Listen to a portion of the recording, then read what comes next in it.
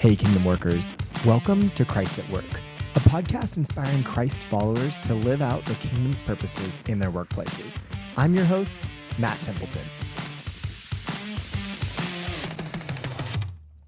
Today on the podcast, I'm super excited to bring on one of my best friends, Dr. Ben McKinney. And I think this is going to be a really special podcast. Ben and I talk about these topics all the time, and he is a great example of integrating his faith and his work in how he serves his patients, he serves his coworkers, even running a residency program and getting the residents to understand what meaningful medical work looks like. It's kind of a weird question for me to ask you because we spend time together all the time, but tell us what you do for work, what your work background is, and tell us the basics of your work life. So I am a family medicine physician. I work for a large healthcare organization here in Texas called Baylor Scott White. I'm a part of their Baylor Community Care Network, so caring for an underserved population, working predominantly in South Dallas. So Dallas is divided much like many major cities across racial lines and across socioeconomic lines. And so North and South Dallas has a great divide where Dallas County as a whole, top 5 in the country in Fortune 500 companies and per capita millionaires by some certain years, and then also top 5 in childhood poverty at the same time. And that line runs right across the highway of I-30, and south of that traditionally has been area of predominantly people of color and more concentrated poverty. And so my clinic is located within South Dallas, and that's where I spend majority of my time, working a little bit up at the hospital as well. And I am a faculty for family medicine residents and faculty in the A&M School of Medicine too. So get to teach med students and guide them and expose them to family medicine, expose them to my work and my clinic and train them up in the practice of family medicine, and then also training residents in that next stage after 4 years of med school, 3 years of family medicine residency. And then I've been practicing for about 7 years now. So sweet. And I mean, obviously that's a lot of influence inside of what is a pretty big corporate environment. So you've got some influence, but you're also an employee. You got some leadership roles where you get to make decisions, but others where people tell you what to do. So that's some good context for that. You know, even as you're talking, the question that comes up to me, like, because everyone, wants to do work that's meaningful, and you kind of already get to do meaningful work because you're serving an underserved population, marginalized people, the poor. So it seems like you're already doing good work. But tell us, is that part of what fulfills you and makes you feel like you're doing kingdom work? Or? Yeah, I mean, I think that there's a large component of it. I think that in some ways it doesn't matter what you do. I mean, we serve a Savior that was likely a carpenter, right? And so I feel like there is the beauty of this world and following Jesus is that from the wealthiest to the poorest, there is no divide in his kingdom. And that's what's so beautiful. There is no hierarchy of the ways that we make a hierarchy. The hierarchy is those that surrender and love him more and have greater faith to some extent and walk out in serving him more. But there's not a dividing line of how we measure against one another. And so I think in some ways, my job is a beautiful opportunity to be able to live out kingdom values in a very tangible way. And so I can see tangible ways that I can use that. So yes, there is in a significant way, the opportunity to serve the poor, to pursue justice, to care for the brokenhearted and those that are blind and those that are sick and those that are hungry and those that are thirsty. Like, I get to care for them on a regular basis and provide intangible physical needs and come alongside spiritual needs and emotional needs all at the same time. So it's really beautiful. But at the same time, like, there is the ability for someone that's a custodian or someone cleaning houses or cleaning an office building at nighttime when no one else is around to bring the kingdom to that office building too. Like, when they're covering that place in prayer and worship while they're there by themselves cleaning an office building, I just like that. How much are they also bringing the kingdom in their workplaces, or doing their job with excellence and doing something that no one else sees and no one else will ever know about, no one else will ever know their name, but yet are doing hard work of prayer for the kingdom of God to come. So I think, does that make sense? Well, I think also, like, there's plenty of times where somebody works in what seems to be like wow, you're really doing like good ministry, or you're doing good nonprofit work, or you're doing something that's serving the poor, and it actually has nothing to do with the kingdom. Like, it's not for Christ's glory. Right. So obviously it can go either way. Yeah, for sure. I mean, because a big part of my heart is to cast vision to med students and residents to consider what does it look like to push off the status quo of medicine in our world today, right? The status quo of medicine is suburbs, big house, and nice car, private school, country club, like that, lake house, ski house, something along those lines, right? That is what we picture when we picture the path or the route of medicine, what it produces. Of like a well-paid doctor. A well-paid doctor that has everything that they need, and they're just kind of living the American dream in a lot of ways. So I guess to some degree, like you did make this choice to go down this path versus 100%. Well-paid surgeon or whatever else. Yeah, and it's not that to make a lot of money is wrong. It's the love of money that is evil, but the actual money itself is not wrong, but it's dangerous. And so I think that in medicine, there's a lot of dangers that are there. It's very me-focused. It's very... You've delayed gratification for so long during the college med school residency process. And so now it's get yours and try to make as much money as possible. And you finally live for comfort and live for prestige. There's an academic medicine world. There's the hierarchy of this type of doctors are the most prestigious. And so I think there's pushing against that is saying like, well, what does the Bible say? What does God say? Where is his heart? And if we say we follow Jesus, our hearts should mirror the heart of the Father. In his heart, we see from the Old Testament to the New Testament as caring for the orphan, the widow, the sojourner, Jesus going to the marginalized, Jesus going to the bleeding woman, Jesus going out into the leprous person over and over and over again and caring for them, the ones that are untouchables in their society. He's going and he's touching them. He's bringing his righteousness to them. And he said he separates the sheep and the goats in the end. And he says, here's this story about the end of times, and the sheep and the goat are separated, and what distinguishes them is their love for the hungry and the thirsty and the naked and the homeless and the sick. How are we caring for them in physical ways, not just thinking loving thoughts towards them? Is how are we physically caring for them is what defines, not what makes a sheep able to be a sheep, but what defines a sheep's life. And so for me, when I read those stories and I see the heart of God as he cares for the orphan, the widow, the sojourner in his law that is good in the Old Testament, I see Jesus's life. I see the early apostles and Paul coming back and presenting his ministry to the leaders in Jerusalem. He's like, here's all that I am. Here's all that I'm doing. What do you say? Do you approve of what I'm doing? And he's like, not that I need their approval, but I just was wanting to seek it. And they say, do everything you're doing, just this one thing. This one thing. Don't forget the poor. So like if that is so crucial to the ministry of the apostles and all that they're doing, and the early appointment of deacons, what we would consider deacons now is caring for who? It's caring for the widows. The ones that are forgotten, those that are ostracized, those that are left out. Let's appoint people to care for those people in the distribution of food in practical, physical ways to care for the widows. And then Paul's ministry, don't forget this one thing. As the main leaders of the early Christian movement were saying, don't forget this to care for the poor. How have we, and we've done it, right? Like hospital systems in general, Christians, right? The pursuit of science to care and help people in healthcare, for a large part based on Christian ideals and atheist ideals that there is a God and God created order and God, that there is something we can discover to end this world around us to care for the human beings. And like, a lot of the discoveries of everything within medicine would come from a Christian perspective in our country. I mean, that's a whole nother conversation, but I think thinking about the pursuit of this job is very much in line with me being challenged by Scripture, me being challenged by the heart of God, wanting to follow him and pursue him, and then saying, what does that look like in medicine? Yeah. And for me, early on, I was so laser focused as I felt like for me, there was a calling in my interpretation of Scripture. And I had a tendency early to be judgmental of anything else, thinking that because I had a biblical explanation and a biblical reason for why I was doing what I was doing, no one else was doing it as right.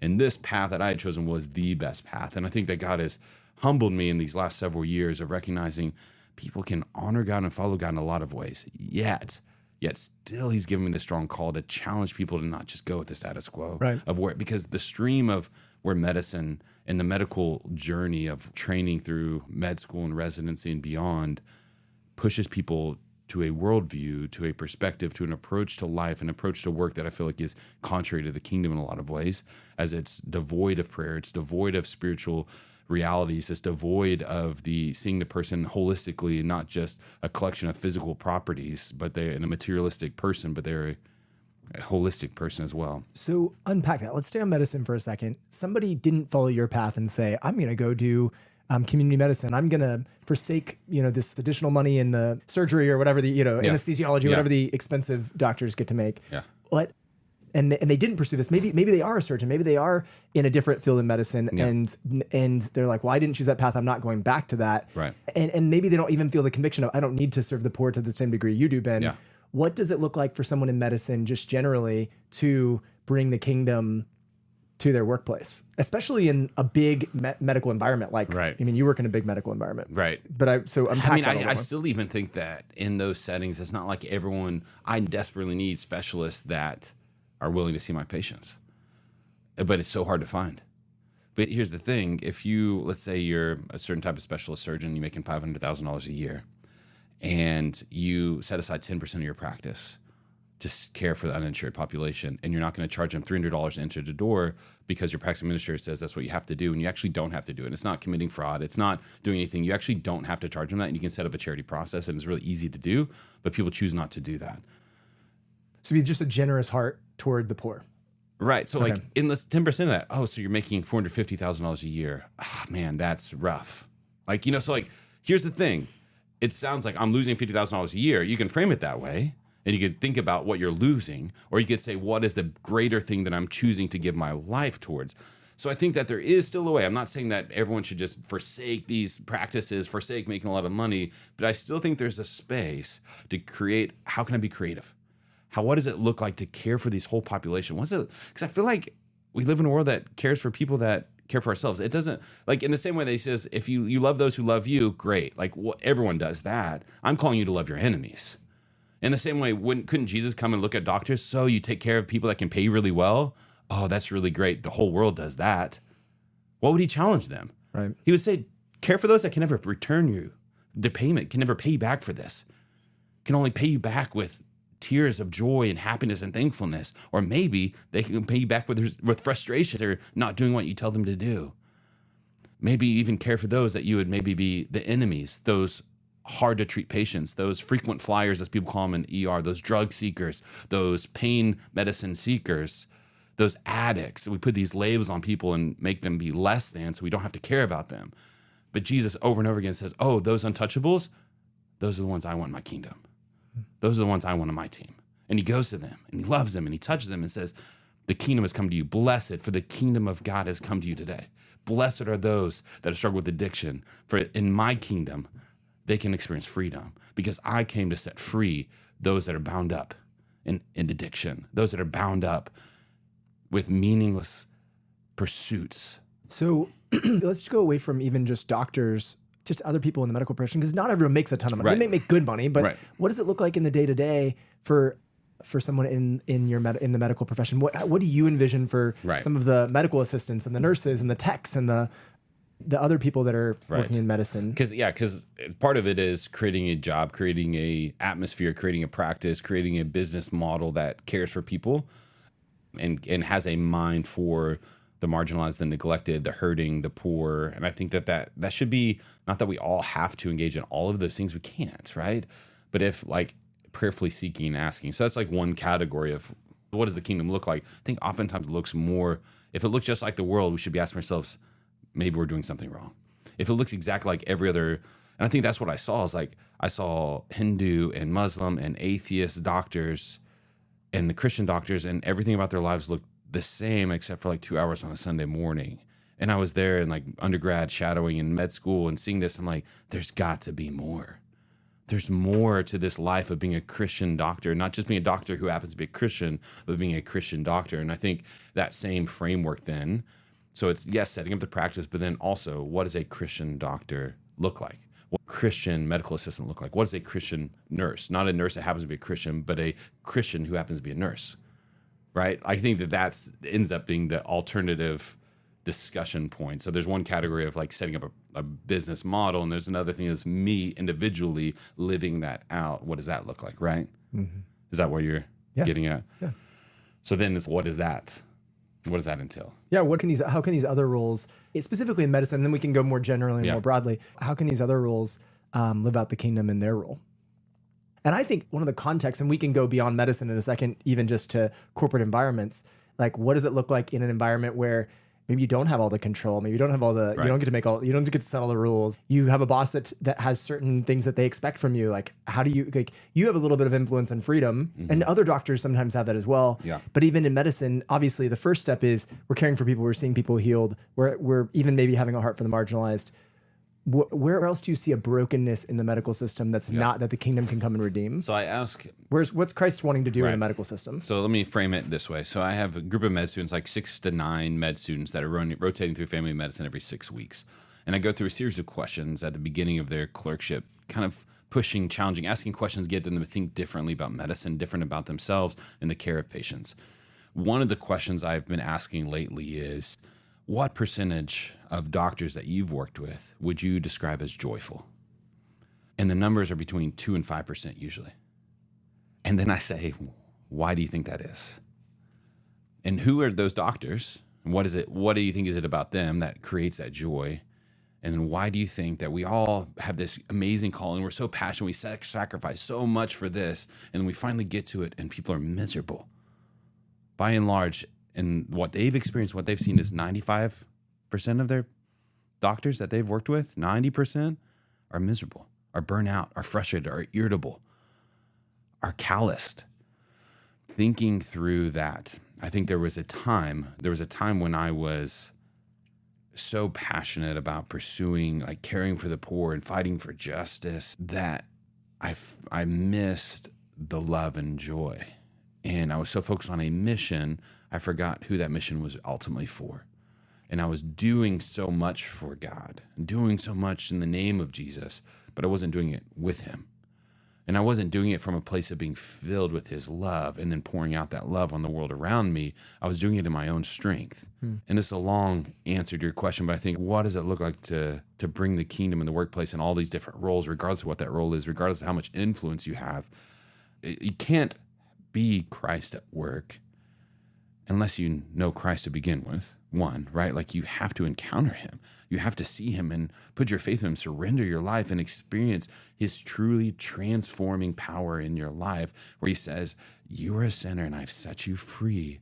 You are mine. You're my, and the Father looking at you and saying, you are my son, you are my daughter, and us receiving his love, right? He has loved the whole world, but the whole world hasn't received that love. And so first step is receiving the love and then walking in now fellowship with Jesus, fellowship with the Trinity, with God. We are now reconciled with God.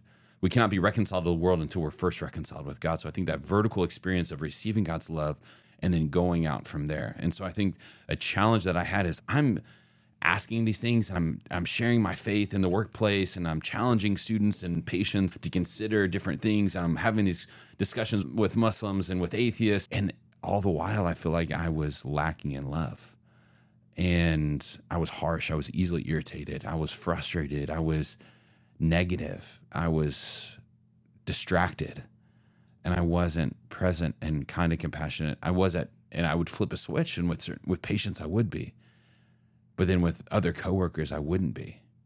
So thinking about receiving the love of God, knowing Jesus, meeting him. I cannot be Christ at work. I cannot bring Christ in the workplace unless I truly know him. And so it comes with day in, day out, pursuing him, meeting with him in the morning, at nighttime, when I lay my head down, when I rise up, I'm meeting him, I'm encountering him. I'm getting in his word. I'm studying his life, and I'm walking out the practices that he had. I'm applying those things. I'm resting. I'm Sabbathing. I'm giving generously. I'm meeting together with brothers and sisters to remind ourselves of who we are and the truth of who God is. I'm praising God. I'm thanking him. I'm living a life of thankfulness. I'm not focused on the negative, but I'm focused on the promises and the goodness of God. I'm bringing God my struggles and my fears and my hopes, and I'm laying them down at his feet and letting him have his way there and trusting those things to him. And then I'm walking with him throughout the day, and I'm constantly touching, like we say, that Jesus is with us, like his great commission, go to the ends of the earth, for behold, I am with you. And yet we live as if Christ isn't actually with us. We say these things so often in the church, and then we act as if it's just this like thing that we say, but to say like, oh, he's actually with me, that's a little weird. That's like this sect of Christianity that actually believes that God is with us, that actually believe Jesus can speak to us. When he says he's the good shepherd and we're his sheep and we know his voice, when doesn't actually speak to us, right? We can't actually hear him. That's so often, I feel like, not explicitly said, but implied within the church context so often, or at least in how we live out our life, not to blame the church, but perhaps we as in Christians have just gotten so accustomed to things that we can control and the things that we can see, and we miss out on Christ actually with us. So I think that it's hard to be Christ at work. It's impossible for very long in our own strength. So we need to rely on the strength of God. We need to receive his love and then walk in that way of love. That our greatest aim would be love for our coworkers, for those that we're caring for the clients or the patients or whoever it is. What does it look like to love them? And if we're asking that question, I feel like that's going to steer us in the right direction. What does it look like for me? And if we're praying, where our prayers go, our heart goes. I remember I was in Memphis and I was in residency, and I felt like we moved into the inner city. We're living there, and I felt like we're doing this thing, like we're doing this Christian incarnational living in the inner city, moved into care and love for the poor and our neighbors. And I was working 80 hours a week in residency, newly married, and I felt so much pressure. I had to do all these things, and I couldn't do anything. And I remember talking to Emily about it, and just like, there's so much I want to do. There's so much I need to do. There's so much need all around us, and I can't do it all. And she just, in her beautiful, loving wisdom, saying, well, who can you care for? We have this neighbor across the street, this neighbor next to us, and this guy right here. Those are 3 guys. Do you know them?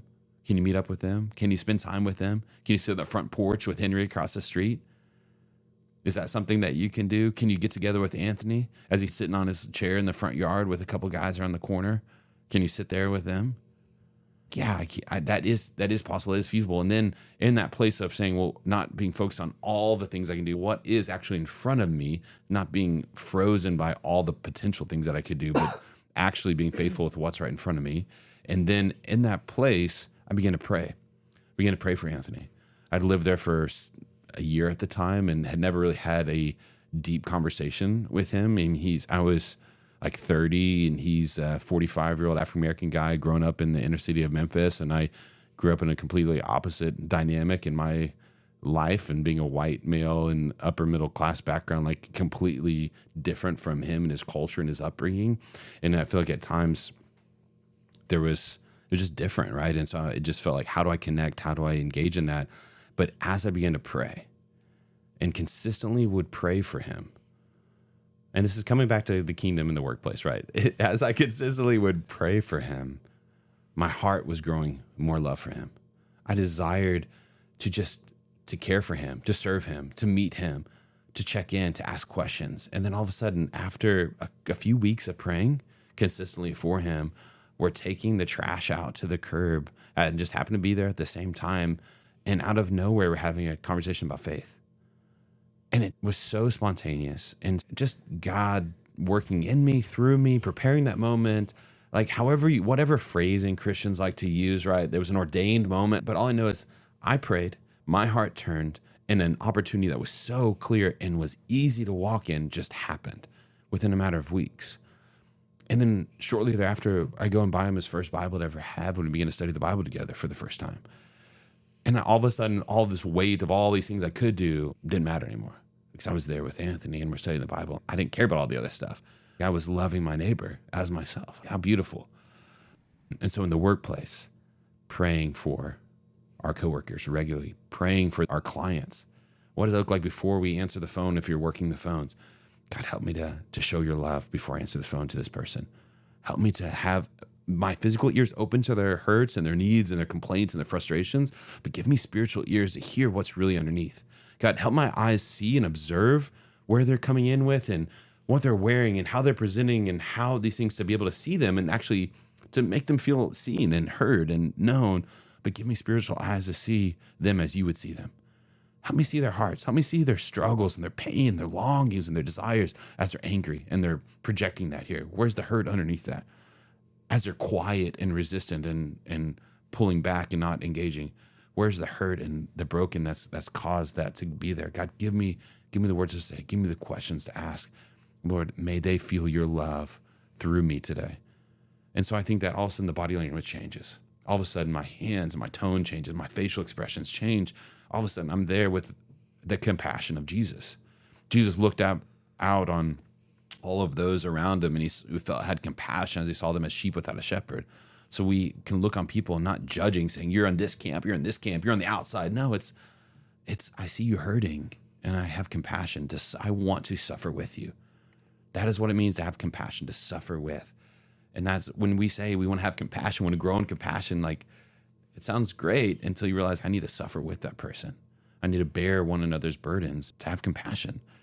And we can't do that if we're not seeing. We can't do that if we're not observant and aware of people. So to kind of circle back this long-winded story to practical, tangible things, I think consistent meeting with God, encountering him, receiving his love, holding on to his promises, and doing what Jesus did in our day in, day out lives as we walk with him.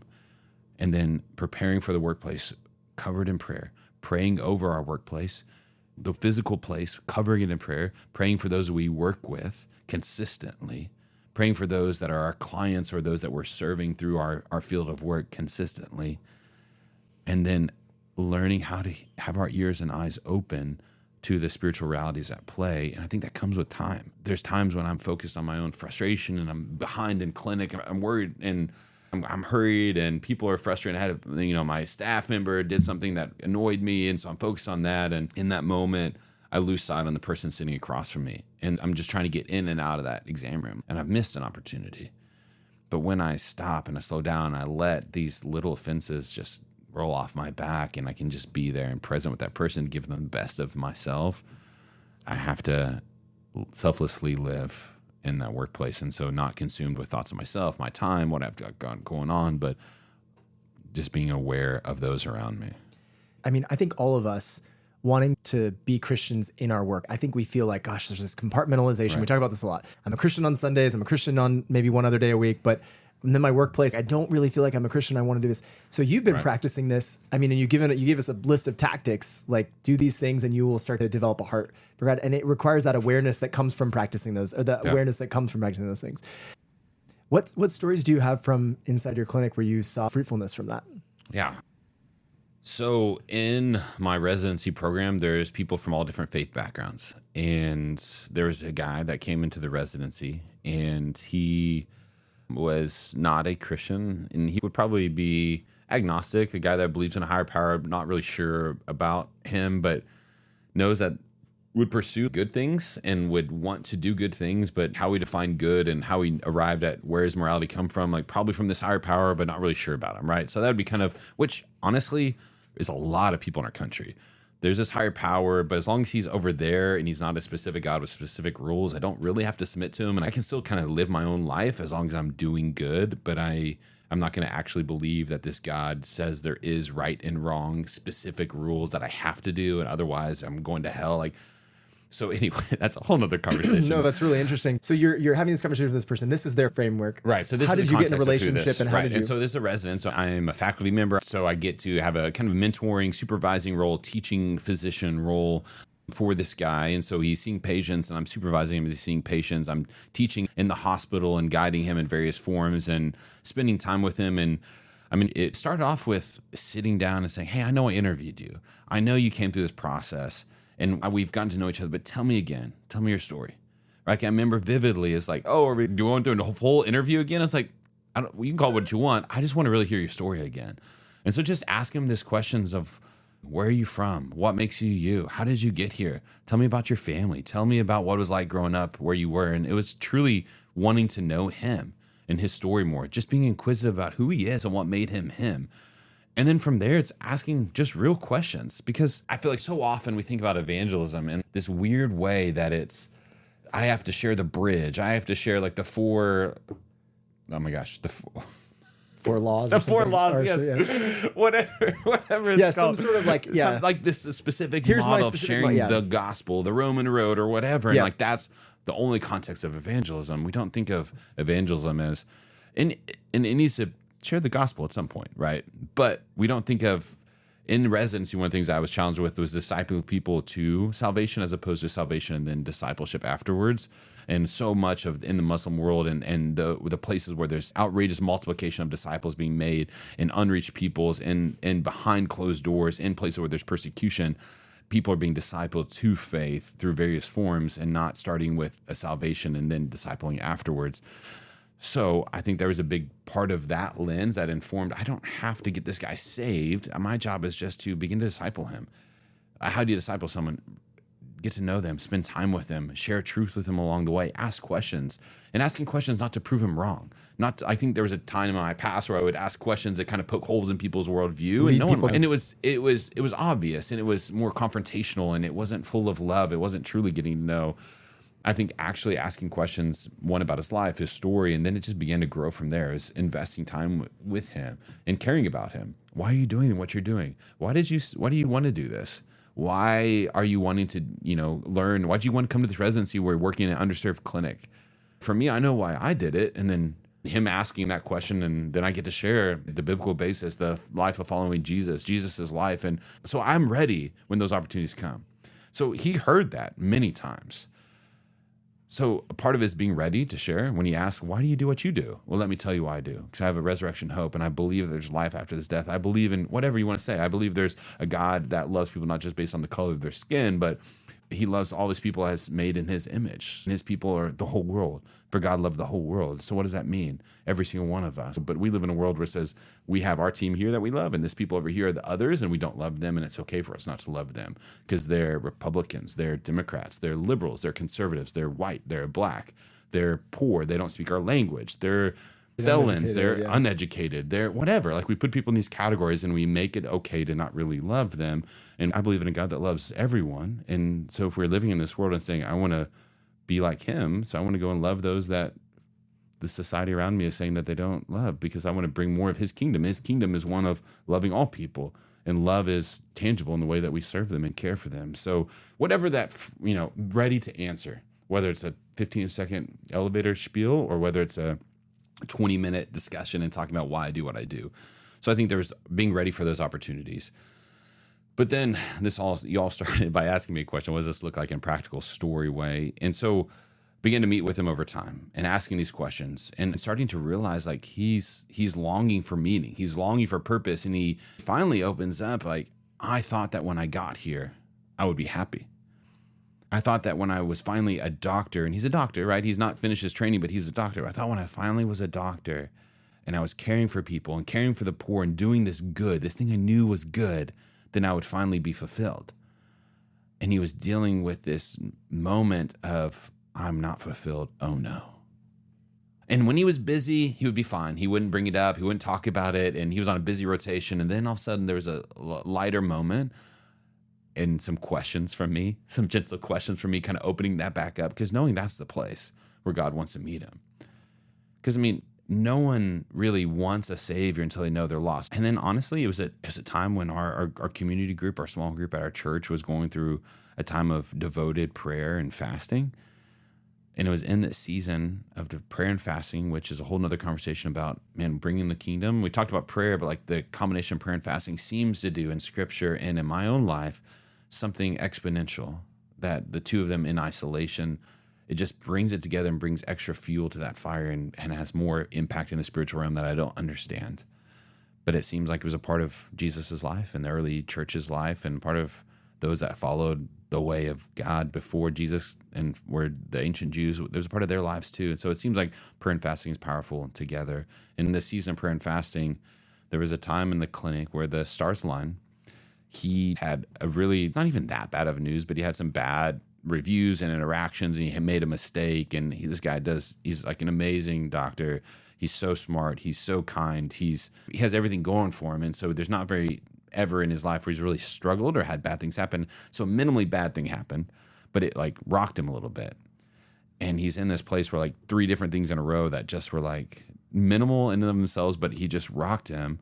And he was just kind of blown off like, man, what's going on? Where am I? What am I doing? I'm a failure. I'm not good enough. Like, what in the world? I'm here and it's not enough. And he's longing for more and longing for purpose and meaning in this place. And we had an afternoon where there was multiple cancellations. I was supervising him. I had a couple patients didn't show up. He had a few patients didn't show up.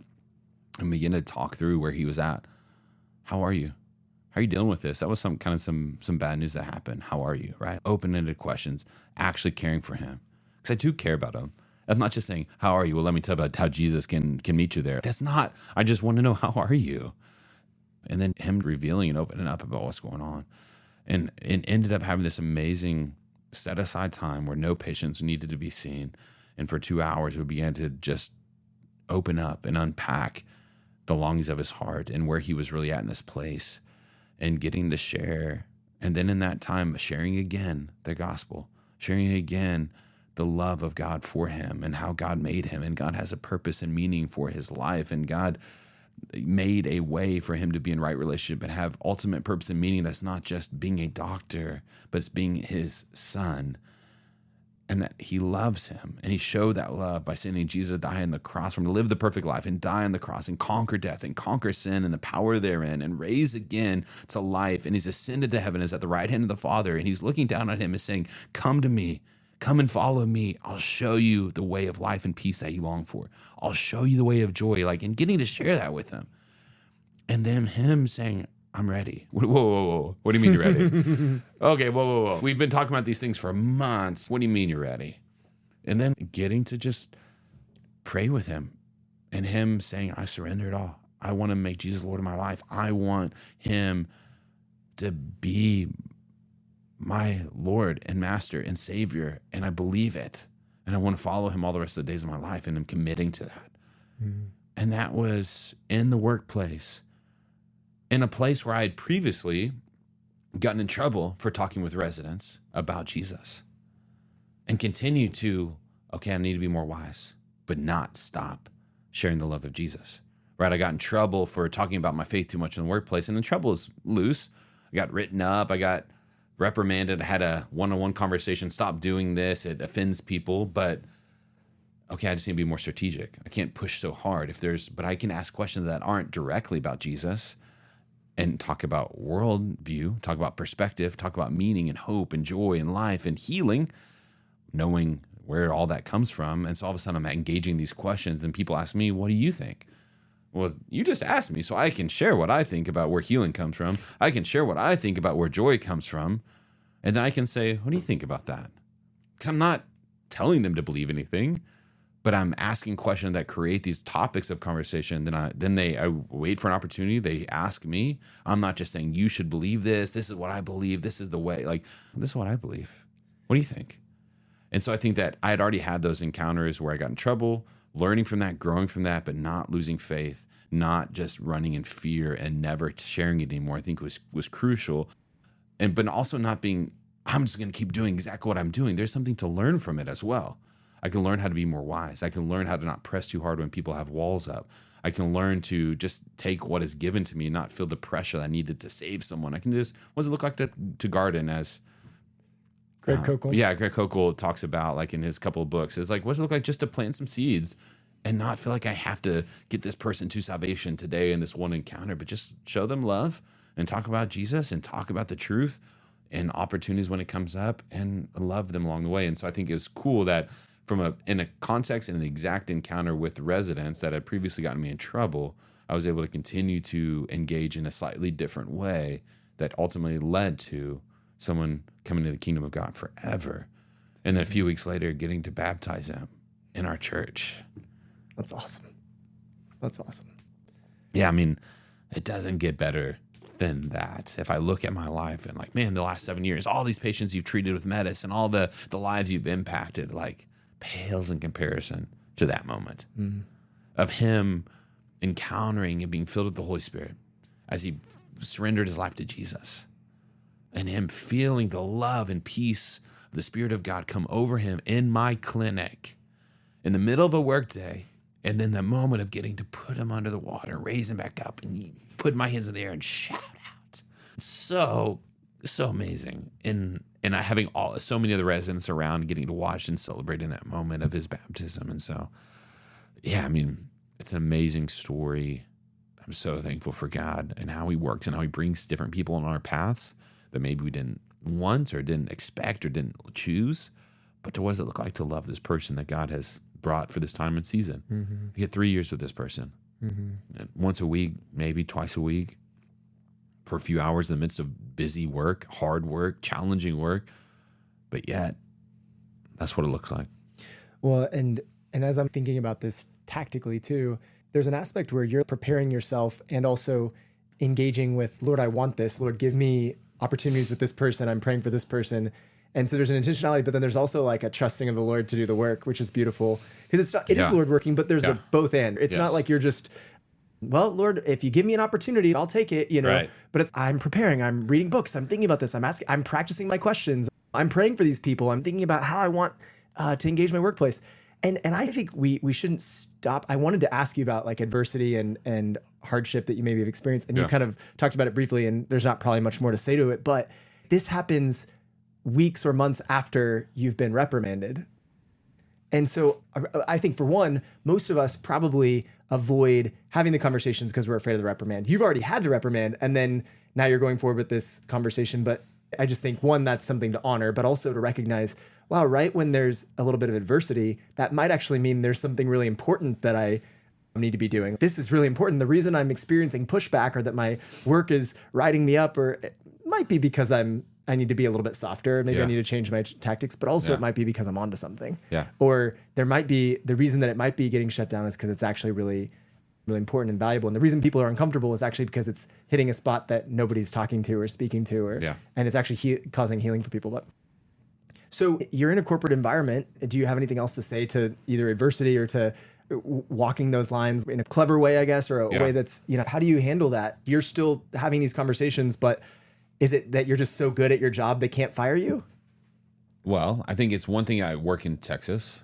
I think that's helpful. I work for an organization that was founded on a Christian ministry of healing. In their mission statement, it states that, right? So I think like, I'm just reiterating the mission statement. That's really helpful. So I recognize that. I am not foolish to think that I could be as bold as I am in other contexts, maybe in the North or the Northeast. I know different people in the medical world that have done far less and gotten in far more trouble and lost their jobs just for even meeting up with med students for a Bible study outside of the workplace. And I recognize that I still rub people the wrong way. I recognize it still pushes, makes people offended. But I think that my goal is not to offend and let Christ be the offense. Which is, if I get fired, I want it to be not because I'm an idiot, right? Because I'm just being foolish and headstrong and I'm obnoxious and I'm disrupting work or over something that's a sin issue. Like, I don't care to talk about sin issues as if that's the ultimate thing. I care to talk about what's the meaning of life and hope and purpose and joy and what is the foundation for why we're here and what we're doing, because we all believe something. Oh, Christians, you think that you're the only ones that are right and no one else is right, but like, we all believe that we're right to some extent, and so like, what do you actually believe? And getting people to, so I think that there is some beauty in working in Texas and working for an organization that there is a lot more freedom there. But working within a medical school context where there isn't the same amount necessarily of support or freedom or mission statement. And I think some of the approach there, again, I don't want to get fired because I'm just being foolish. So it comes back to the initial thing of seeking God, actually seeking, actually asking. What is it? What does this look like? What do you want me to do? How can I love this person? What do you want me to know? What do you want me to do in this moment with this person, with my day, in this relationship, praying for them? Because as I'm praying for them, I'm gaining a heart for them. And then hopefully as I'm walking that out, I'm walking out like Jesus said, everything the Father gave me, I've done. Like, I want that to be my life. Everything he's given me, I've done. Everything he said for me to say, I've said. And so I think that if I were to lose my job or if other people were to face more severe consequences, it's trusting that God will provide and he will find a way and he will look out for my family and he will make another way. And we might struggle and might have hard times for a bit, but we'll find our way. And that's where the church comes in. I think having, as someone has said, having a philosophy of a fire, having what is the phrase? Having a theology of getting fired. Yeah. It's a John Stone Street. I think so. Yeah. So I think that is being willing to there's so many hills you don't need to die on, right? There's some things that just don't step out in a foolish way and die on a hill that really doesn't matter because it's not about someone's salvation and not about eternity. It's like, let's not die on those hills. Okay. Well, let's just go down that for a second. I think I generally agree with you. And I think sometimes we feel like we're getting so barraged with lies or so barraged with things that are not true. Yeah. When do you stand up for, well, that's not true? or you just don't Right. worry about it because it's like, that's not a hill to die on. I mean, obviously, I think we pray and lean into the Spirit's direction in that moment. Yeah, And it's hard. And I think it's hard. I mean, a hot topic of today, right? Sexuality and transgenderism. And so I'm confronted with, wait, I love this person. How do I interact in a way that loves them, that stands up for truth when it comes to pronouns, when it comes to their name? Just call them by their name that they give you, because I think that's loving and kind. But then there's different aspects of how far along with this am I going to go? But also, many people are walking out sinful things all the time. Do I call out someone because they're sleeping around with their boyfriend? No. I don't feel this, I've got to call this out. I've really got to speak truth in this person because they're sleeping with their boyfriend. Well, no. So we also need to put things in context and recognize that we don't call out all the sins. We don't have this great pressure that we need to stand for truth. we barely do that inside the church, like Right. Right. Yeah. Like, So you don't need in to- some ways, we need to recognize that there's some things Space we and put time for them. Yeah. So I think that it's ultimately loving the person, and how that plays out, I think, is hard in certain circumstances, and it's not the barrage of lies, as you talked about, is around us in a lot of ways. And I think gently and lovingly standing up for truth. And I think when you love people, like, man, I really can't stand that they believe that Jesus is the only way, but they loved me, were so kind. Let that be, yeah, you believe in something that is so bigoted, but you're not bigoted. but you're not, and I you're the don't opposite know, of and what- it's frustrating because you make me don't so act- angry because you're such a bigoted Christian that thinks all whatever is going That's to hell. so nice. And yeah, like you were there for me, care for and me, you man. were kind, and you listened, and you heard me, and so I think that, yeah, I don't know. That's great. I think those are things that just run through my head. I mean, so I feel like your story is almost way up here, where I think a lot of us are like, oh, I just want to be a little bit of a Christian, How do you start cultivating? And I think you already gave us one answer, which is pray for your work, but how do you cultivate boldness? And I also think, maybe I'm just saying this also as an encouragement to people, you don't have to show up like Ben McKinney tomorrow in the way you are. Like, this has been a process. Journey, right? It's like I a think step-by-step for process. sure. Yeah. I think learning from great men and women of the faith. I love reading biographies. I love learning about their stories and seeing what they've done with their lives and realizing, wow, what I'm sacrificing pales in comparison what the saints of the church have sacrificed before me. And the blood of the martyrs. Gosh, read their stories. So I think that's a big thing, and that'll get you bold and brave in realizing, wait, I believe there's resurrection. Oh yeah. It actually is gain that I die and get to go be with Jesus forever. There actually is forever after this life. This life isn't forever. Remember when I say that all the time in church, but when it actually comes to it, I think that my job is all that there is. Somehow there's this disconnect. So I think hearing those stories and realizing people that have laid down their lives and sacrificed so much more, so much greater things. Yeah, even like I'm just reminded one book that was really powerful for me was in residency, like the insanity of God, and hearing about people, Christians, behind closed doors, whether in China or behind the Iron Curtain. And I mean, just hearing these stories in Somalia, like what does it look like where, in the Middle East, where to proclaim and follow Jesus might result in you getting killed and your family being killed, or other terrible atrocities. And so I think being encouraged by them. Where does boldness start? I think that's one way. Learning from them, hearing from them, reading of the early church as well, and seeing how their boldness, and also recognizing having a theology of suffering, I think is important. What happened to all but one of the apostles based on church tradition? They all were killed. Martyred for their following Jesus. So to face suffering does not mean that God is evil or that God has abandoned us, or that he's not loving. And in fact, the idea of following Jesus results in all these good things in this prosperity gospel that's so prevalent in our country, that if you just follow Jesus, then you won't be sick. You'll get that job. You'll get that salary increase. You'll get that raise. You'll get that promotion. If you just follow Jesus, those things are going to happen. Like, it's just not from the Bible. That's the only problem with it. It sounds really great, but it's not in the Bible. That's the only problem with it. And so I think that having a theology of suffering to prepare for that, I think is important. So when bad things happen, we're not blown away by them. Don't be surprised at fiery trials that come upon you, Peter says, right? So thank Peter, right? And so we shouldn't be surprised by things when we prepare ourselves for them. In the same way that I need to prepare for, if someone asks me, what do you believe about this? I'm ready to give an answer that is full of love and truth. So how am I also prepared for suffering or for trials or for pushback? How am I preparing for what happens if I get in trouble? What happens if I'm overheard, and what are they overhearing? And what if someone sees me or hears me talking about Jesus, and what might happen? Am I ready for that? And you can never be ready for everything, but I think there's a way of preparing for that. So I think, how do you get more boldness? You just start having conversations. Just start asking questions. You don't have to go out there and tell all these things. Just start engaging people with questions about their lives. What do you believe? And it doesn't have to go like, what do you believe? How does it get to, like, that seems, oh my gosh, I can just that's so imagine scary. what's the meaning of your life? Like, Yeah. what are we here Right. for? Yeah, but what are you doing on this weekend? Oh, what do you do? So I don't know. I'm trying to think of actual conversations and how they get there. But I mean, a lot of times it's just asking questions about people's lives, who they are, what they do, what's important to them. Yeah. Why is that? Why does that matter? What do you do how do you handle this situation? This patient's really struggling. How do you point him to hope? For me, I think there's like, oh man, when patients do you ever think about like, what are they turning to for hope or strength in this really hard time? What do you tell them? Have you ever, like, when you talk to them, or how to deal with anxiety or stress or the loss of a loved one, how do you engage in those conversations? What does that look like for you? So all of a sudden now we're talking about death and suffering and hope. Yeah. Yeah. Okay. What are the things that you love doing? Why is that? Yeah.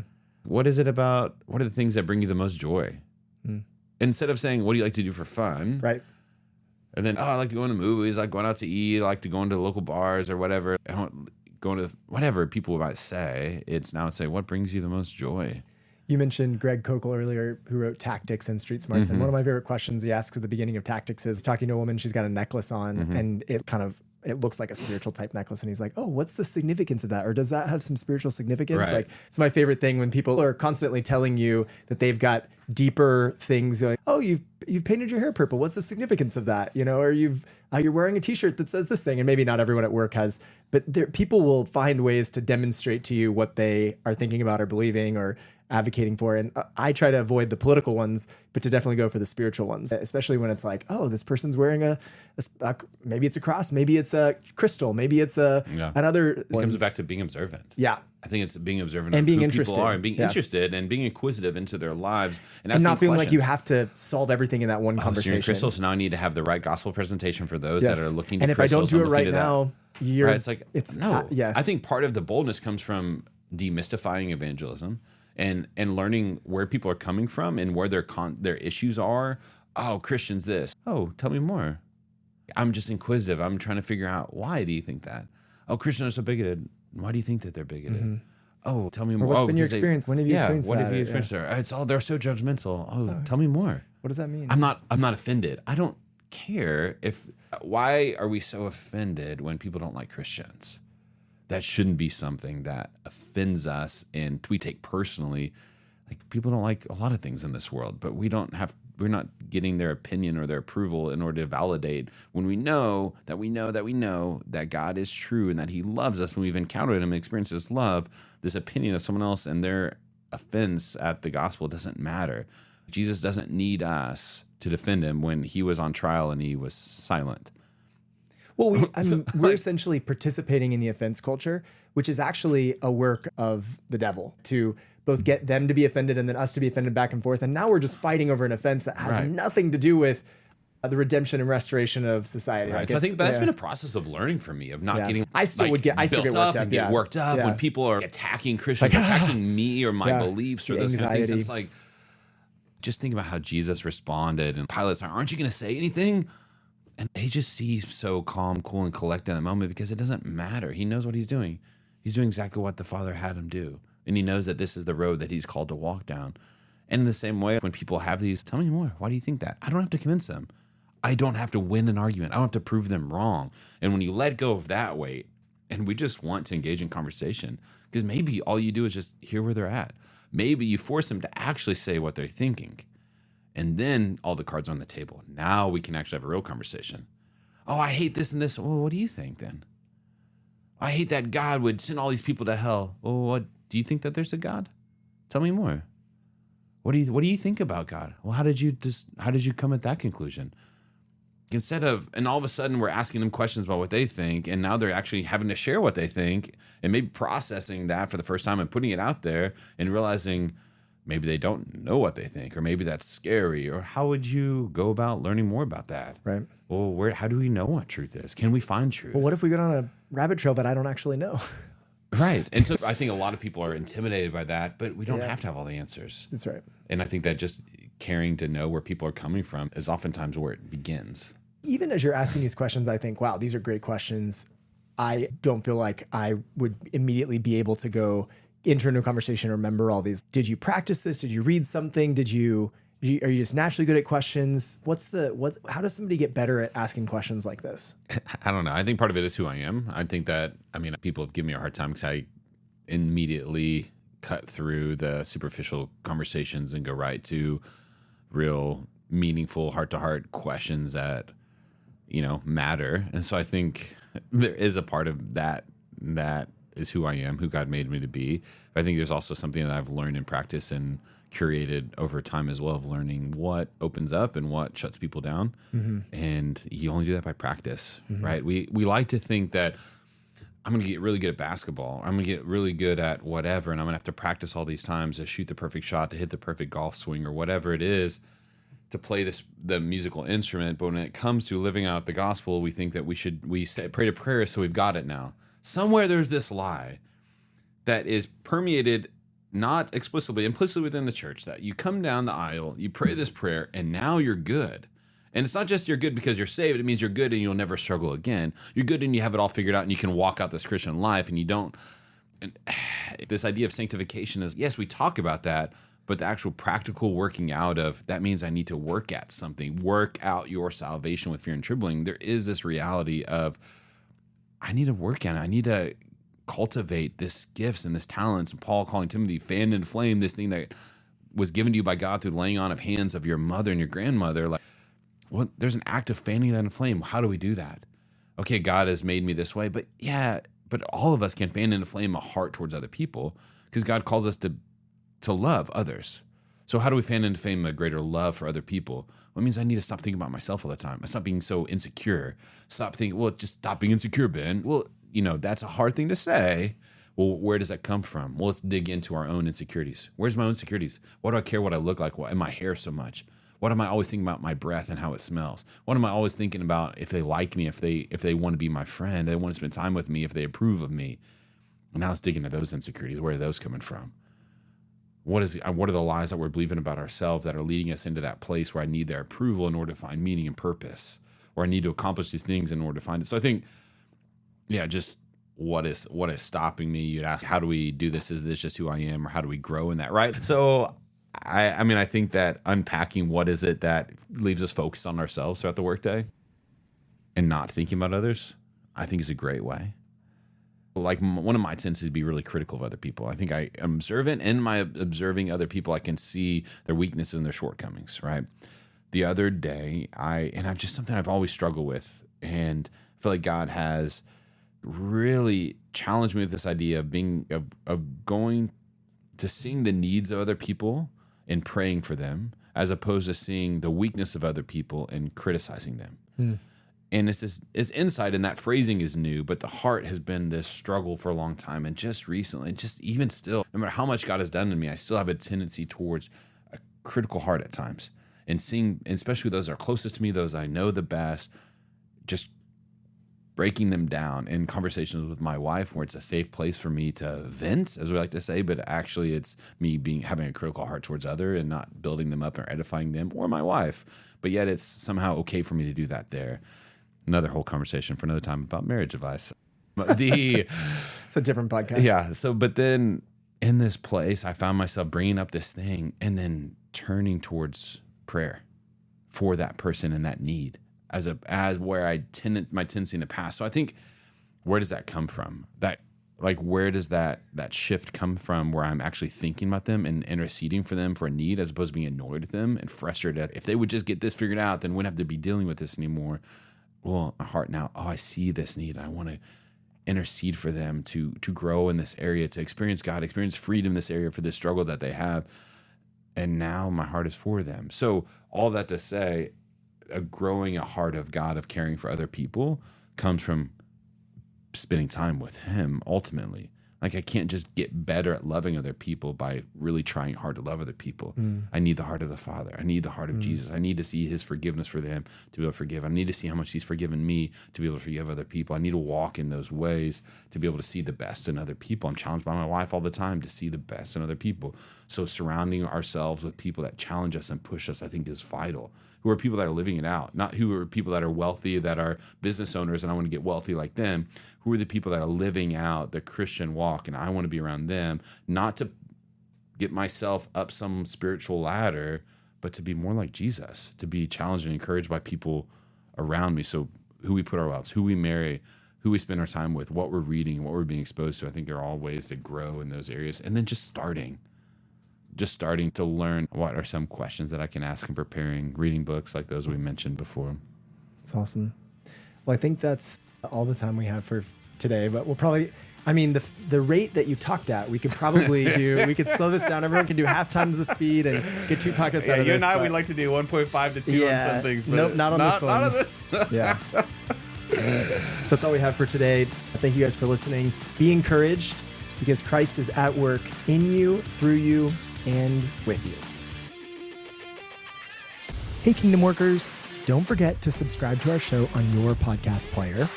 And like every other podcast, we would love a review on Apple Podcasts. But most importantly, will you share this episode with several friends who need to hear it?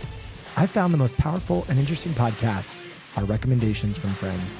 So please share the link to this episode with 2 or 3 of them now. We appreciate you so much.